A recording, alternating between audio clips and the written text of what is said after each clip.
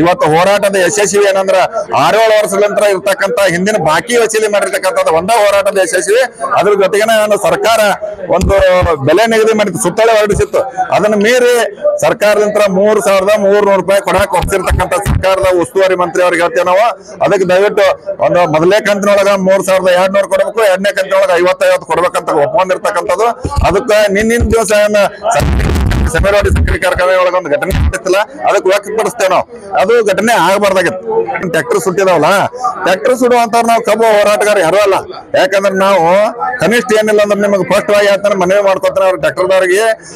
Tractor ಒಂದೊಂದು ಕಾರ್ಖಾನೆ ಒಳಗ 20 ಕೋಟಿ 25 ಕೋಟಿ ರೂಪಾಯಿ HNT ದುಡ್ಡು ಇಸದ್ ಕೊಟ್ಟಂತವ್ರು ನಾವು ಹೋರಾಟ ಮುಖಾಂತರ ಅದೊಂದು ಯಶಸ್ವಿ ಆಗೈತಿ. ಹೋರಾಟ ತಾತ್ಕಾಲಿಕ ಅಂತ್ಯ, ತೃಪ್ತಿ ತಂದಿರ್ತಕ್ಕಂತ ಹೋರಾಟ, ಇದು ಯಶಸ್ವಿ ಅಲ್ಲ. ನಾವು ಅನಿವಾರ್ಯವಾಗಿ ಇವತ್ತು ಕಬ್ಬು ಕಟಾವಕ್ಕೆ ಬಂದೈತಿ, ಆ ಕಬ್ಬು ಕಡದು ಫ್ಯಾಕ್ಟ್ರಿ ಕಳಿಸ್ಬೇಕೈತಿ. ಅನಿವಾರ್ಯವಾಗಿ ಹೋರಾಟ ಹಿಂದಕ್ಕೆ ತಕೊಂಡೆವು. ಹೋರಾಟ ನಿರಂತರ ಮುಂದಿರ್ತದೆ, ಬೇರೆ